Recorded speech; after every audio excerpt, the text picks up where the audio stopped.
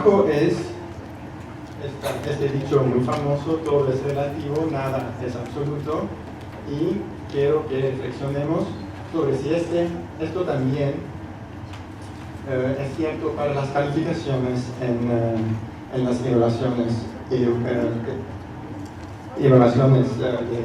educación o los exámenes escolares.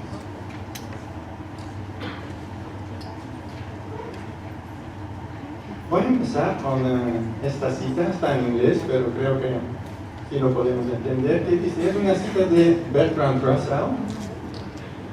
Él habla sobre las ciencias exactas y dice que puede ser una paradoja que incluso en las ciencias exactas predomina la idea de aproximación. Si alguien viene a decirnos que nos puede medir algo con exactitud, pues sabemos que no puede ser cierto. Siempre tenemos que tomar en cuenta los errores que acompañan a la medición. Y esto es cierto para las ciencias exactas, y creo que es más cierto todavía en las ciencias no tan exactas como la psicología y la educación. Lo más importante es que conjuntamente reflexionemos sobre algunas cosas. Si al final de esta presentación estarán un poco más conscientes o más críticos hacia algunas prácticas, pues creo que no estaré un hombre feliz, ¿no? con este logro. Esto es algo que quiero presentar. Voy a empezar con algunos ejemplos, algunos casos concretos que creo que ilustran muy bien los diferentes puntos que quiero hacer. Y básicamente son tres puntos que quiero elaborar.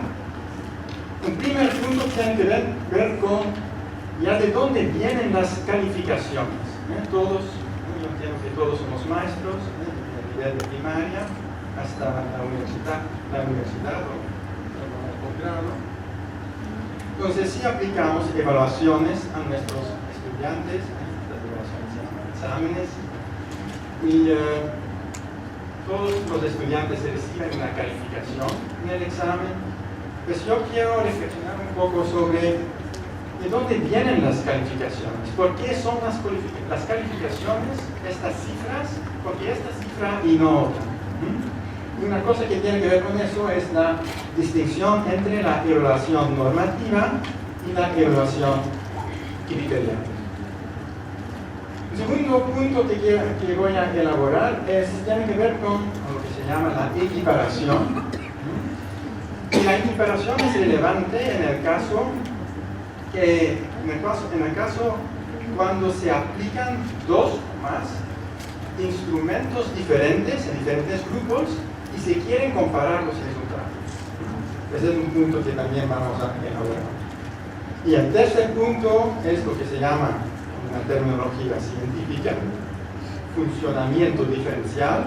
En el lenguaje común podemos describir esto como sesgos, ciertos tipos de sesgos en la evaluación. Creo que también puede ser muy relevante, como vamos a ver, muy relevante en el contexto, por ejemplo, de Yucatán, donde hay grupos indígenas, pues vamos a hablar sobre este tipo de sesgos. Y la última diapositiva, muy corto, con algunas conclusiones generales, algunas recomendaciones, cosas que quiero que se recuerden después de esta presentación. Vamos a empezar con presentar algunos casos concretos. Cada uno de los casos, son 6 casos, van a introducir uno de los puntos que siguen.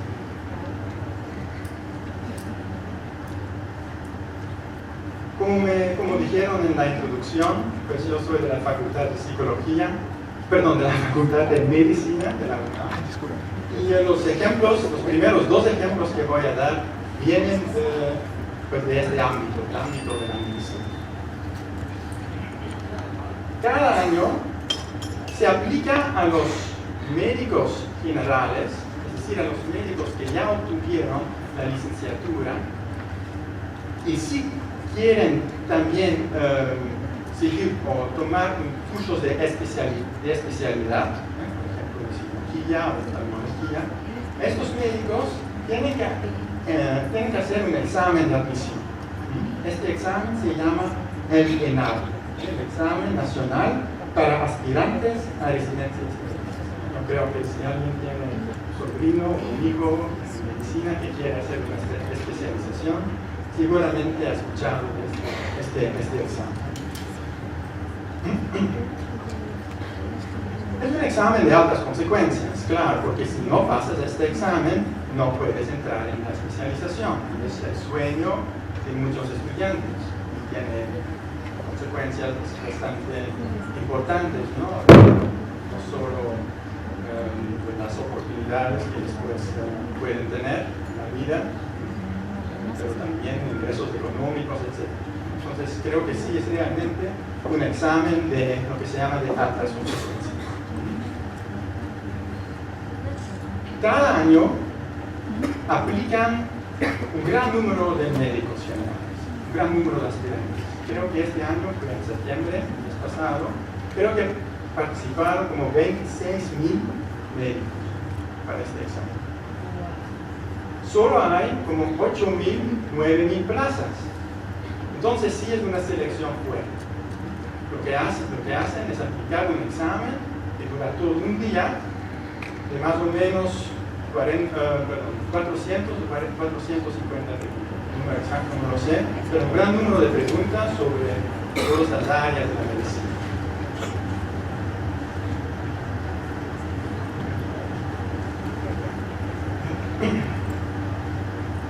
Entonces, la idea es que este examen hace una selección entre los 26,000 aspirantes, estos 8,000 mejores, para entrar en la especialización. Y la pregunta de reflexión, me gustaría que todos reflexionaran un momento sobre es la siguiente. ¿De qué depende que un aspirante reciba un resultado aprobatorio o no? ¿De qué depende? ¿Qué hace que la calificación sea, puedes ir a la especialidad o no puedes? Esa es una pregunta que vamos a retomar en un momento. Segundo ejemplo. Con nuestra facultad, especialmente en nuestro departamento de evaluación educativa, organizamos cada año para los médicos que tienen que titularse, es como último paso para su titulación, aplicamos un examen profesional. En una parte teórica, en una parte práctica, y los médicos tienen que pasar este examen para recibir su título. Es un examen, como dije, de teórica, un examen de opción múltiple, y otro examen práctica que se llama un ECO, examen clínico objetivo estructurado. Los detalles no importan, pero es en la práctica. ¿Cuáles son los objetivos de este examen? Valorar el conjunto de conocimientos generales del sustentante, su carrera. Tiene que demostrar su capacidad para aplicar los conocimientos adquiridos y tiene que mostrar que posea criterio profesional. Estos son los objetivos de este examen. Y vuelvo a hacer la misma pregunta. ¿De qué depende ahora dar la calificación aprobatoria o reprobatoria? Estos dos casos nos van a hablar sobre la distinción entre la evaluación normativa y la evaluación criterial. Regreso un momento para introducir el segundo tema, el tema de la equiparación o la equivalencia entre exámenes. Regreso un momento a este examen plenario que tienen que hacer los médicos para ingresar a la especialidad. Lo importante aquí es, como son tantos estudiantes o tantos aspirantes, 26,000, no se puede organizar todo en un día. Se aplica en diferentes días. Son 4 días y por razones obvias, pues los exámenes en los diferentes días son distintos, es decir, consisten en preguntas diferentes. ¿Okay? Entonces una pregunta muy relevante que podemos hacer es la siguiente.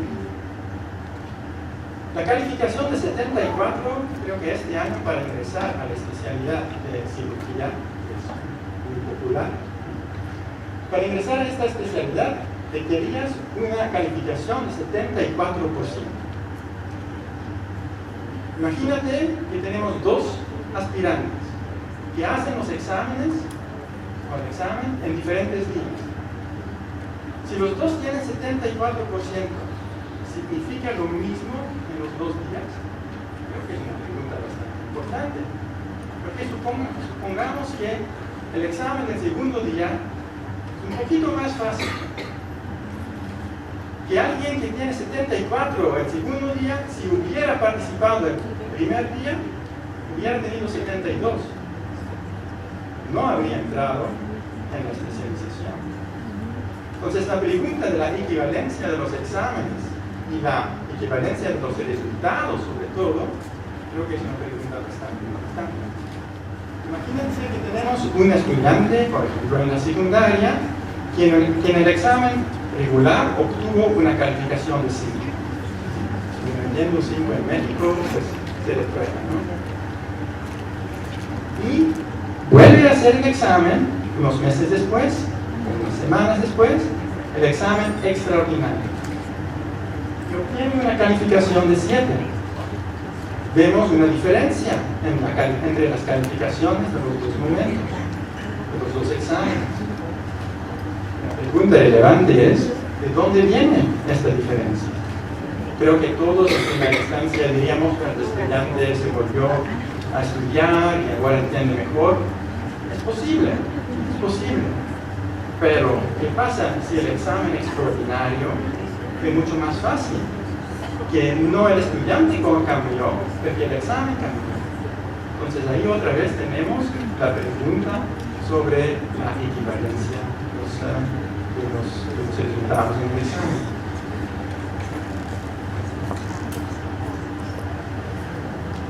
Para introducir el tercer tema, el tema de los sesgos en la evaluación o el funcionamiento diferencial, vi este ejemplo en un artículo que escribió un maestro de física. Yo no soy físico, pero es la pregunta que hizo. Me muestra esta figura y pregunta en el examen a sus estudiantes. Pues esta figura muestra al inspector Gadget usando su helicóptero Gadget, ¿no?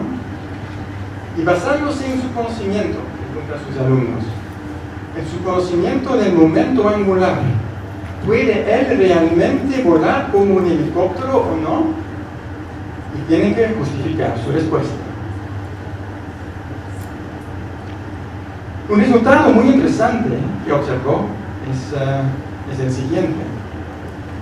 Encontró que en el grupo de los niños, 70% dio la respuesta correcta.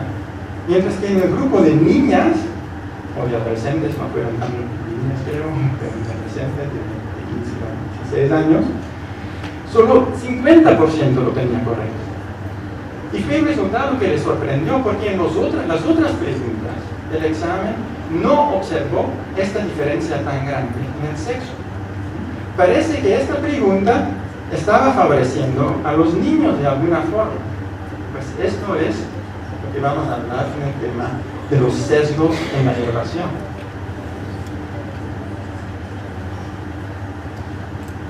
Y otro caso que no viene del ámbito de la educación, pero creo que es un caso muy famoso, tiene que ver con un libro que se publicó al inicio de los años 90, que se llama The Bell Curve. No sé si lo han escuchado, pero es un libro que ha generado muchísimo debate. El libro discute, entre otras cosas, porque es un libro muy gordo, pero entre otras cosas, la relación entre raza y inteligencia. Y a partir de una serie de supuestos sobre el concepto de inteligencia y sobre las pruebas de inteligencia, que te dan un coeficiente intelectual, por un lado, y por otro lado, que se observa que en Estados Unidos, los negros, la gente de la raza negra, tienen sistemáticamente, al promedio, digamos, tiene resultados más bajos en las pruebas de inteligencia. Y los autores concluyen que esta diferencia en inteligencia es algo real y es genético. Es genética esta diferencia. Y es la causa principal de la desigualdad. Es una causa, no una consecuencia. Es una causa de la desigualdad entre los distintos grupos raciales en los Estados Unidos. Por supuesto que esta conclusión recibió muchísima crítica, y creo con razón, y nos podemos hacer la pregunta: lo que se observó aquí, lo que están aquí, las premisas aquí, ¿son suficientes para concluir que los negros, gente de la raza negra, tienen un coeficiente intelectual menor que los blancos? Creo que son preguntas también bastante buenas. Ok, esto fue el primer punto. Ahora vamos a hablar sobre los tres temas sucesivamente. Primero, la evaluación normativa versus criterial y la pregunta de dónde vienen las calificaciones. Voy a empezar con otro ejemplo. Creo que un ejemplo que todos conocemos muy bien. Es una prueba para niños de primaria. Se presentan estas 12 sumas a los niños de primaria y lo que observamos aquí son las respuestas de una de las niñas, es Eva, y Eva, se pueden controlar, hizo 2 errores. Podemos resumir estas respuestas, el rendimiento de Eva en esta prueba, en su patrón de respuestas. Escribimos un 0 si es incorrecto y 1 si es correcto. Eva hace el primer ítem y el penúltimo incorrecto y el resto correcto. Por eso tiene este patrón de respuestas. Podemos ver otros patrones de respuesta. Por ejemplo, de Ivo. Ivo también tiene 10 de los 12 correctos y hace un error en los mismos ítems. Por eso tiene el mismo patrón de respuesta que Eva. Aquí tenemos Leo. Leo hace 5 incorrectos. Y aquí tenemos Bea, que también tiene 5 incorrectos. Pero importante, los de Eva son otros. Los que tienen Eva correcto, Bea incorrectos, son otros de los que Leo tiene incorrectos. Ahora, si vamos a dar una calificación, recuerden, estamos reflexionando sobre de dónde vienen las calificaciones, cómo llegamos a una calificación. Por supuesto que nos vamos a fundamentar o basar en el patrón de respuestas. Aquí. Y nos podemos hacer las siguientes preguntas. Primero, el rendimiento de Eva, podemos decir que es igual, a partir de estos datos, que es igual que el rendimiento de Ivo. Entonces yo creo que sí es plausible. Hacen los mismos ítems correctos y los mismos ítems incorrectos, entonces creo que sí es plausible. Si tienen el mismo patrón de respuestas, sí. Del mismo modo, creo que también es plausible o lógico decir que Ivo tiene un mayor rendimiento que Leo. ¿Por qué? Porque Ivo hace todas las preguntas, todas las sumas, hace correcto, que también Leo hace correcto. Y más, si Leo hace una suma correcta, también Ivo también. Si Leo lo hace correcto, también Ivo lo hace correcto. Entonces creo que esto también podemos, es plausible o natural o lógico, decir que el rendimiento de Ivo es mayor que el rendimiento de Leo. Pero el rendimiento de Leo es igual al rendimiento de Bea. Muchas veces, si hacemos nosotros exámenes, y yo también me incluyo, calculamos simplemente el número de respuestas correctas. Leo y Bea tienen 7 ítems correctos. pero son ítems diferentes. No importa cuáles son los ítems que uno hace correcto y cuáles incorrectos. Vamos a tratar estos dos patrones de respuesta de la misma forma. Vamos a decir que representan el mismo rendimiento. Creo que por lo menos es algo que podemos reflexionar y que no es necesariamente así. ¿Okay? Del mismo modo podemos decir o podemos cuestionar si el rendimiento de Ivo es mayor que el rendimiento de Bea. Ivo tiene sí 10 de las 12 preguntas correctas, 10 de las 12 sumas correctas. Bea solo 7. Pero por otro lado vemos que Bea hace algunos de los ítems, algunas de las sumas correctas que Ivo no hace correcto, donde Ivo se equivoca. ¿Esto no es relevante? Son preguntas difíciles y no tienen directamente una respuesta clara. Para asignar calificaciones, si hacemos la pregunta de dónde vienen las calificaciones, pues de dónde vienen, implícitamente o explícitamente, pero muchas veces implícitamente, se utiliza una teoría o un modelo psicométrico. También ustedes utilizan un modelo psicométrico cuando se asignan calificaciones en los exámenes. En la psicometría hay básicamente dos corrientes muy importantes. El primero es la teoría clásica de los tests. Y este enfoque, o esta teoría psicométrica, es la que casi todo el mundo utiliza. Y esta teoría psicométrica usualmente calcula la suma de las puntuaciones en cada ítem. En el ejemplo anterior, el número de respuestas correctas. Pero existe una teoría más reciente, la teoría de respuesta en ítem. Y esta teoría, bastante más compleja, se fundamenta en las matemáticas, tiene una raíz matemática mucho más fuerte, por eso es mucho más sólido también, tiene muchas ventajas sobre la teoría clásica, pero su gran desventaja, podemos decir, es precisamente que es mucho más complejo también para que todo el mundo lo aplique en la práctica.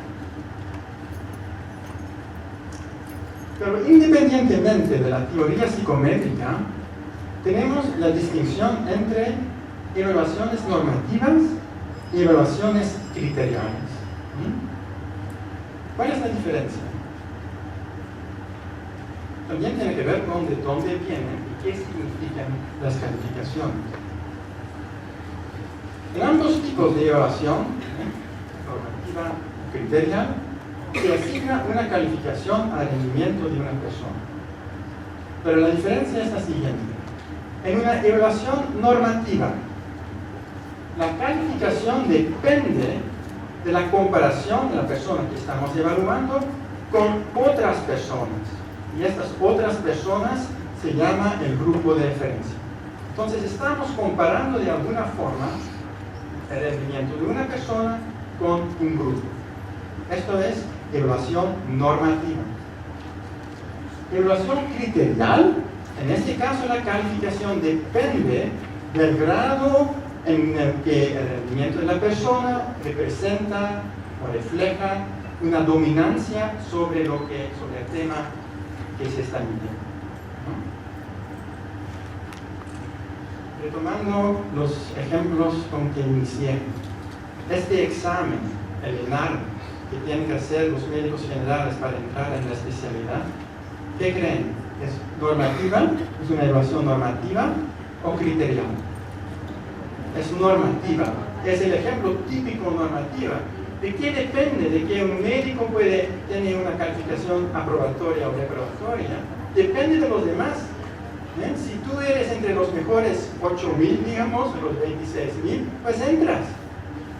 Si no, no entras. Entonces, se hace una comparación con los demás. Mientras el examen profesional que nosotros en la facultad organizamos, en el caso ideal, no digo que es totalmente así, pero en el caso ideal, ¿qué sería? Sería criterial, ¿no? ¿Qué queremos de un médico? Que, pues ya, si vas al médico, si vas con tu hijo al médico general, pues que sepa que tiene el dominio, que tiene cierto dominio sobre los temas médicos. no me interesa si sabe más o menos que otra persona. Yo quiero que sepa reconocer o diagnosticar enfermedades y dar tratamientos. Entonces es un ejemplo de una evaluación criterial. ¿De acuerdo? Ok. Hay diferentes maneras para dar escalas o calificaciones de evaluaciones normativas. Creo que voy a tratar estas diapositivas, son más técnicas, solo los voy a mencionar. Tenemos una escala de percentiles. No sé sus antecedentes en la psicometría, lo que saben o no, pero creo que mucha gente sí sabe o ha escuchado por lo menos de lo que son percentiles.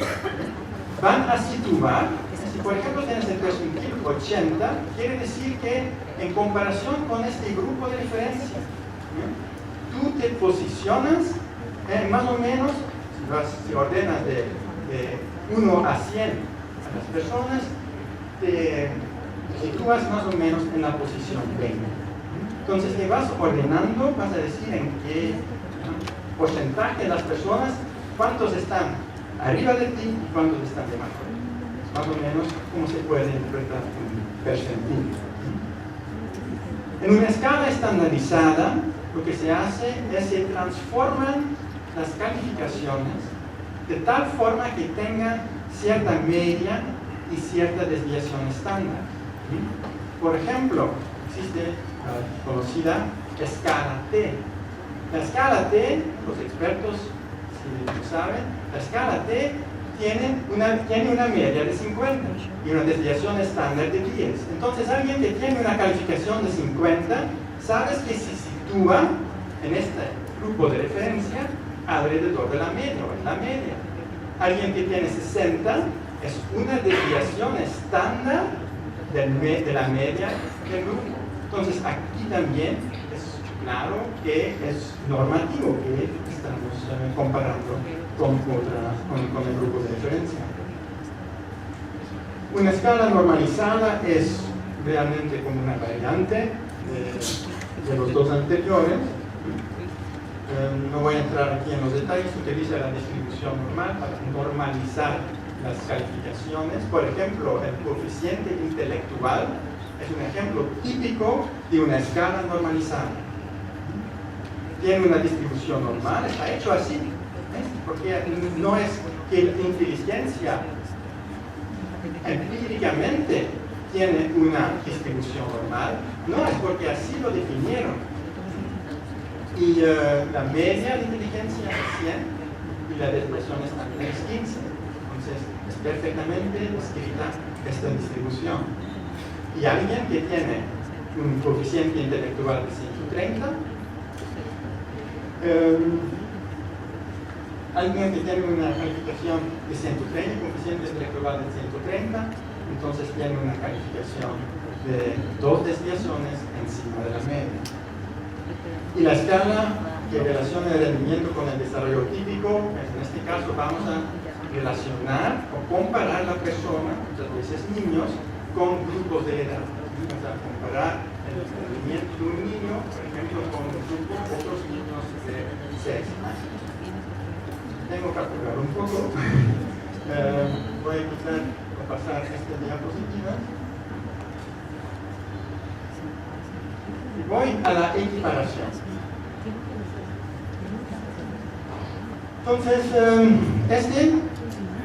aquí los dos ejemplos que teníamos, el examen y el ARM, que se aplica en diferentes días. Muy importante, que queremos saber que los resultados de exámenes en diferentes días son equivalentes. Y también el alumno que tiene una calificación más alta en el examen de la segunda vuelta, el examen extraordinario. ¿Qué tiene en común? Pues se aplicaron instrumentos distintos a 2 o más grupos de personas. Y queremos comparar los resultados. Hay 4 condiciones importantes cuando queremos equiparar. Si no, no tiene sentido. La primera cosa es que las dos pruebas miden el mismo rasgo, la misma cosa, la misma entidad subyacente que queremos medir. No podemos comparar un examen de inglés con un examen de matemáticas, por ejemplo. Otra cosa relevante es que las dos pruebas sean intercambiables. Quiere decir que realmente no importa si un participante haga la primera o la segunda versión, la primera o la segunda prueba. Esto quiere decir que son intercambiables. Esto es simple. Hay diferentes diseños para la equiparación. Lo más importante aquí es la distinción entre la teoría clásica de los tests, que básicamente necesita suponer que las dos muestras, los dos grupos que hacen las diferentes versiones del examen, vienen de la misma población. Y muchas veces no es el caso. Quizás en el caso del ENAR sí, podemos decir que los que hacen el primer día del examen vienen de una muestra de la misma población de los que hacen el examen el segundo día, el tercer día, el cuarto. ¿Okay? En este caso sí. Pero por ejemplo, los estudiantes que presentan un examen extraordinario, claramente que no son una muestra de la misma población que los estudiantes que participan en el examen ordinario. Tiene otras características esta población. Y en este caso, la teoría clásica de los test tiene un serio problema. Y la teoría de la respuesta al ítem sí permite hacer una comparación, aunque las dos muestras tienen diferentes poblaciones y las dos muestras hacen pruebas diferentes. Lo importante es que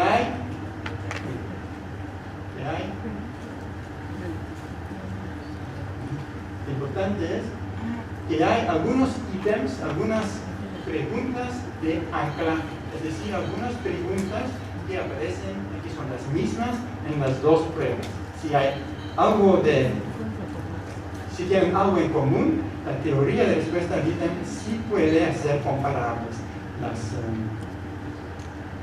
los resultados en las dos pruebas.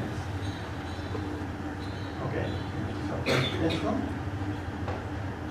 Y la última cosa, creo que muy importante, es esto del funcionamiento diferencial. ¿Qué quiere decir? Y creo que lo más importante que quiero es que entiendan bien, porque hay mucha confusión al respecto. ¿Qué quiere decir funcionamiento diferencial o un sesgo en la evaluación de este tipo? Si hay dos personas que tienen el mismo nivel, y esto es crucial, dos personas con el mismo nivel en la cosa, en la entidad, en la habilidad que queremos medir. Pero estas dos personas, ¿por qué pertenecen a diferentes grupos? Por ejemplo, porque una es mujer y otra es hombre, una es indígena y otra no es indígena, una es pobre y otra es rico. Pues, por pertenecer a diferentes grupos, la probabilidad de tener una buena calificación en el ítem o en la prueba es diferente. En este caso, tenemos funcionamiento diferencial.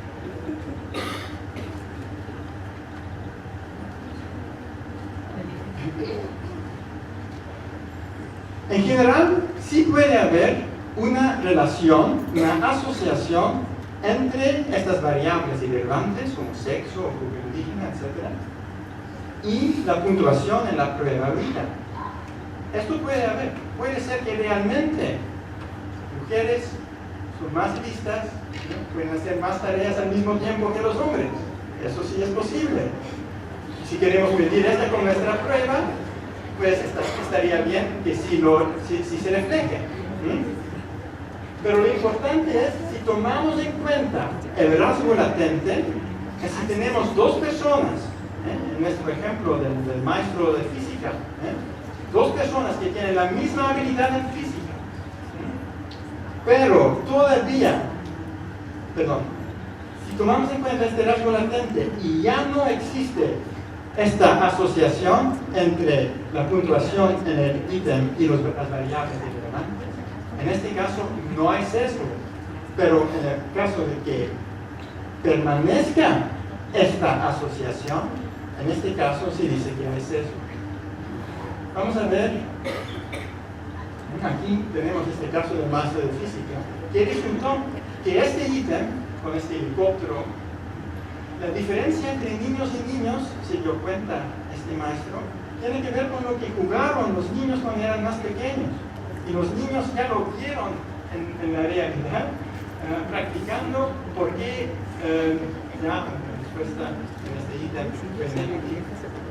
las niñas no tenían esta experiencia. No porque saben menos de física, pero por otras razones. Para esto del bell curve también muchas de las críticas es justamente esto, que las preguntas, las pruebas de inteligencia más comunes favorecen de alguna forma que son más apropiados para la cultura blanca. Voy a mostrarlo gráficamente qué significa eso. Aquí tenemos para un ítem, para una pregunta. Es una gráfica que muchas veces se utiliza en la teoría de respuesta al ítem. Tenemos aquí en el eje horizontal, tenemos la habilidad. No he dado números, pero los que están más al lado derecho, pues tienen más de esta habilidad. Y se refleja en que los que tienen una habilidad más alta, también tienen una probabilidad más alta de acertar el mismo. Aquí lo podemos ver. Imagínate ahora que tenemos dos grupos. Lo importante ahora es, imagínate por ejemplo que estos aquí son las niñas, y el azul, los niños. Un poco tradicional. Si tienen la misma, si tienen aquí la misma habilidad, una habilidad baja, que vemos, tienen la misma habilidad, pero tienen una probabilidad distinta de acertar. Es un ejemplo de funcionamiento diferencial de este ítem. Las mujeres, o las niñas, aunque tienen el mismo nivel que un hombre, tienen una probabilidad más alta. Y es común para toda la curva, para cualquier, se llama sesgo uniforme, para cualquier nivel de habilidad, los niños, la probabilidad de acertar es más alta en el grupo de los niños.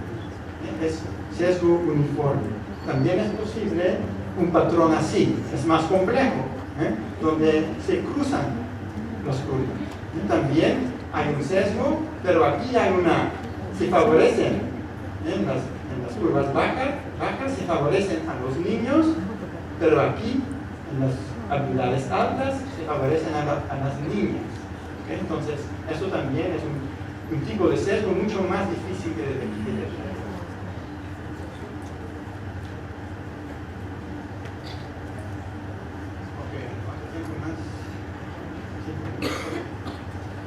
Entonces, creo que es importante saber detectar si hay sesgo en una pregunta.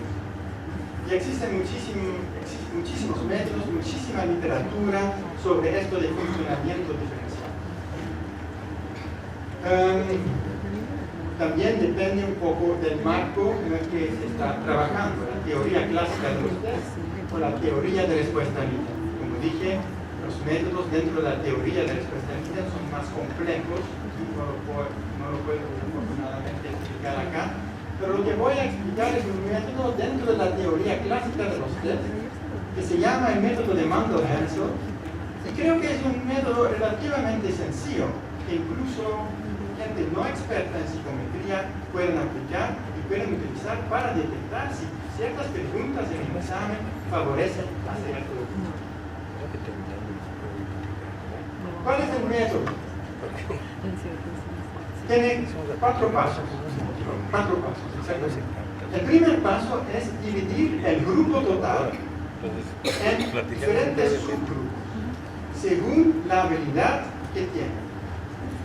Es decir, lo que comúnmente se hace es se ordenan, si por ejemplo, podemos ir directamente al ejemplo.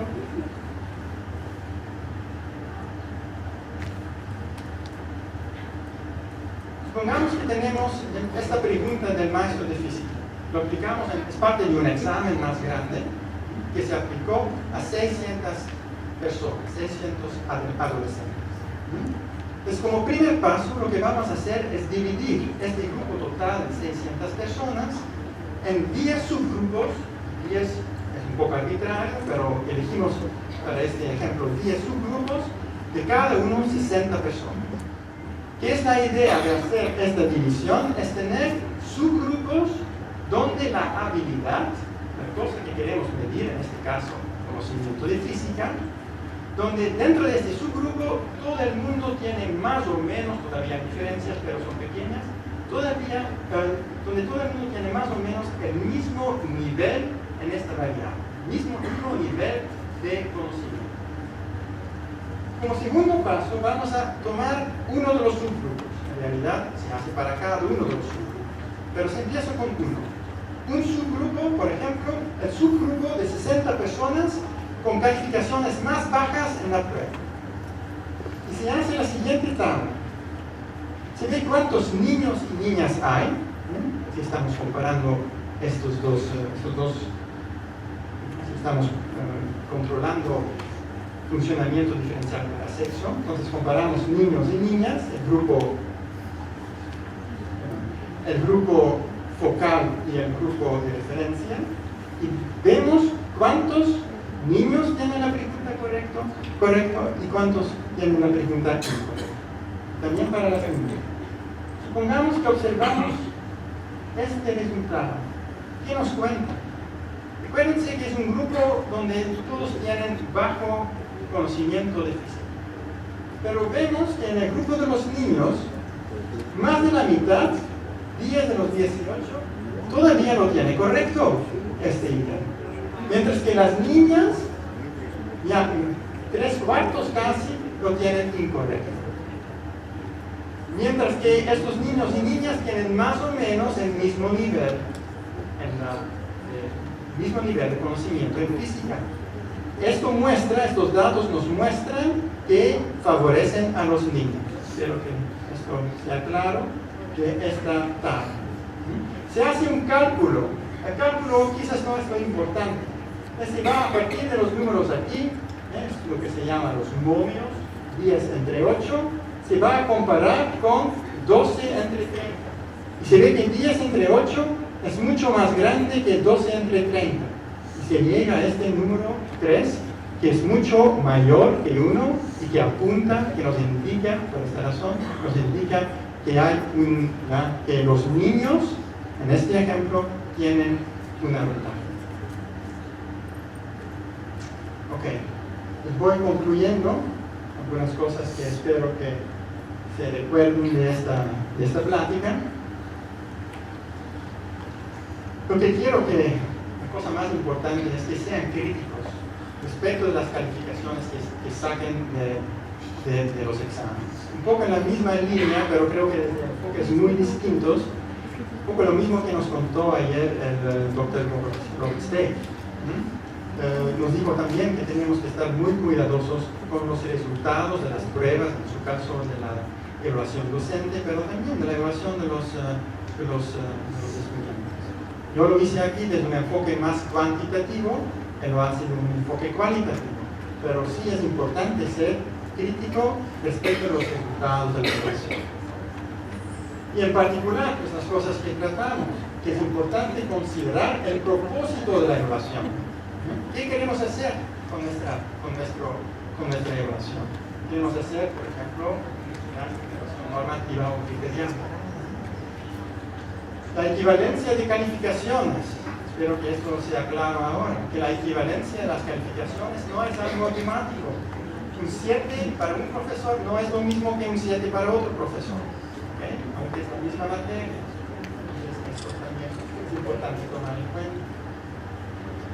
Y al construir, el tercer punto, al construir las preguntas para un examen, creo que tenemos que ser sensibles. Es muy difícil, pero hay que ser sensibles para ver si no estamos favoreciendo a ciertos grupos, niños, niñas. Aquí creo, en el contexto de Yucatán, los niños que se les desmayan, o los que tienen accidentes no indígenas, creo que sí es importante tomarlo en cuenta, ver si no hay.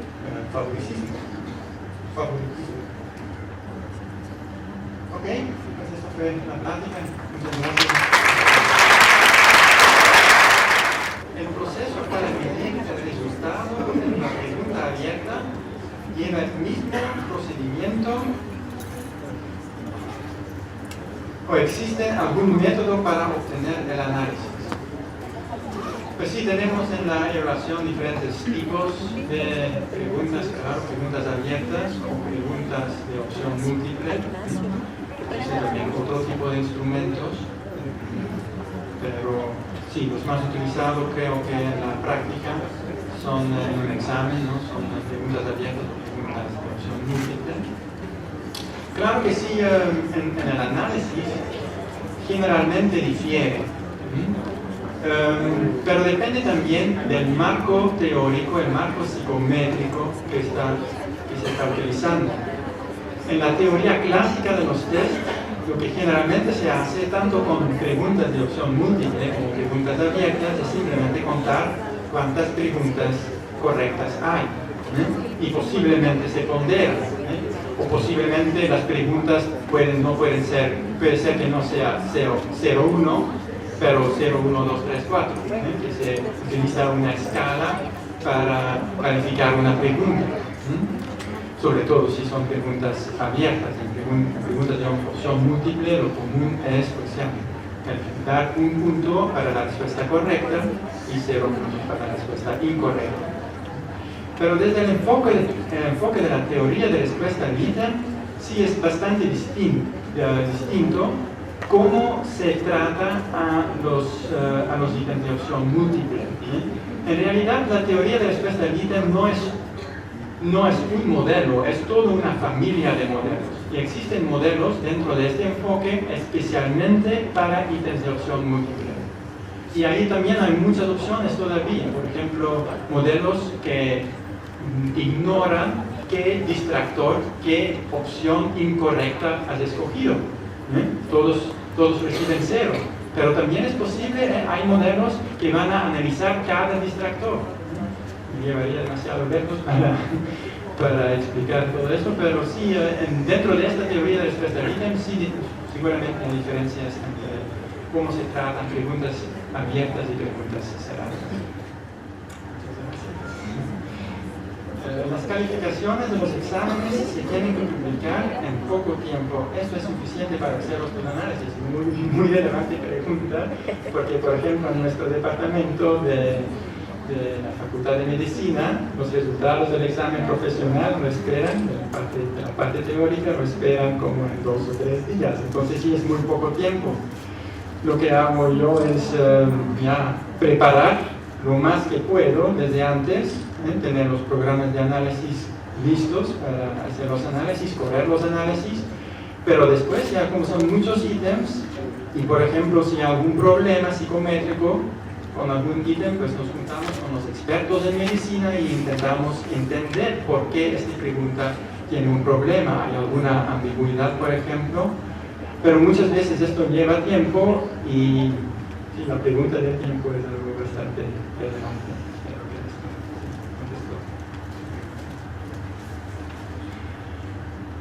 En el nivel preescolar, que la educación es cualitativa al 100%, ¿cómo se puede vincular los resultados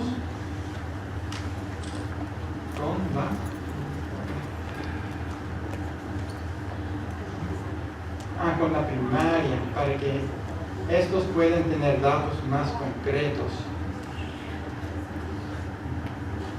No sé.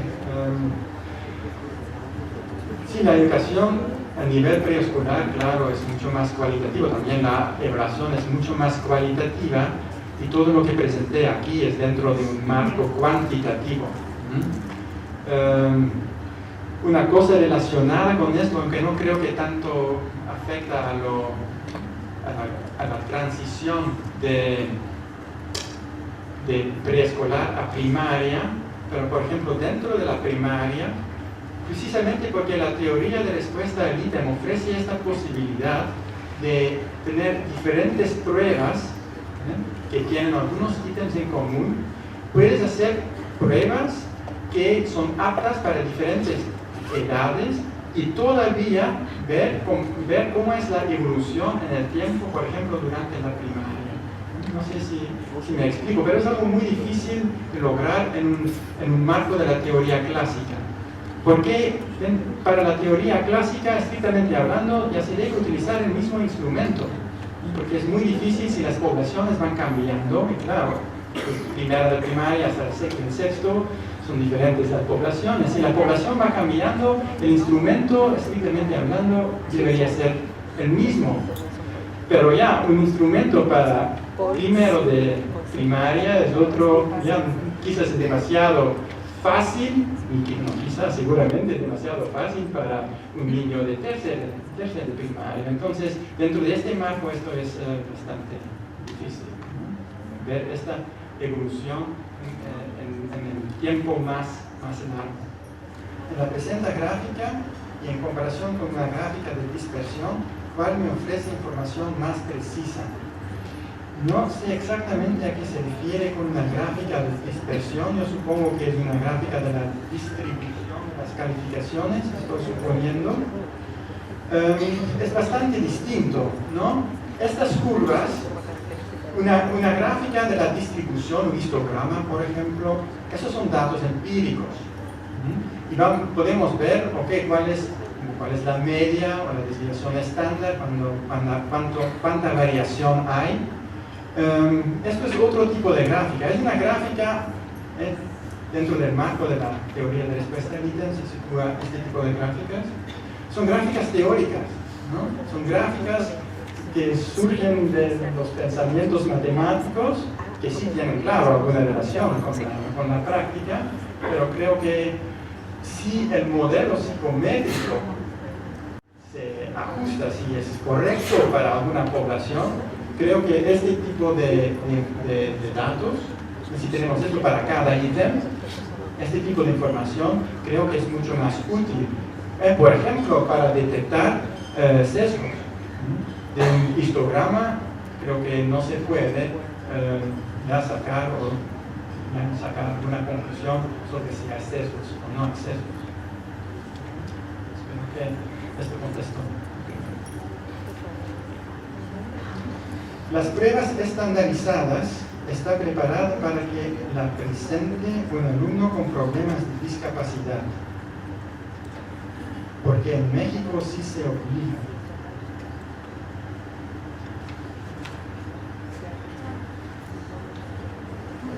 Ya está preparada una prueba estandarizada. Lo que pasa con niños con discapacidad mental, estoy suponiendo, lo que pasa es que van a tener una calificación pues, muy extrema. Si la media de la escala, el ejemplo que di, la escala T, que tiene una media de 50 y una desviación estándar de 10, o la escala de inteligencia, ¿no? Que tiene una media de 100 y una desviación estándar de 15, pues se utiliza también esta escala de inteligencia, por ejemplo, para expresar el coeficiente intelectual de personas con una discapacidad mental. Y se hacen distinciones. Por ejemplo, los que tienen menor de 70 se llama una discapacidad ligera. Creo que menos de 50 es una discapacidad mediana. En menos de 30 es una discapacidad grave. Entonces sí se utiliza la misma escala. Pero creo honestamente que es difícil poner todas estas calificaciones realmente en la misma escala. Creo que sí se hace, pero si es válido, creo que es otra cosa. Dicen que terminó el tiempo. Las personas que tienen más preguntas, pues siempre se pueden acercar a mí después de la plática y con gusto contesto sus preguntas. Muchísimas gracias.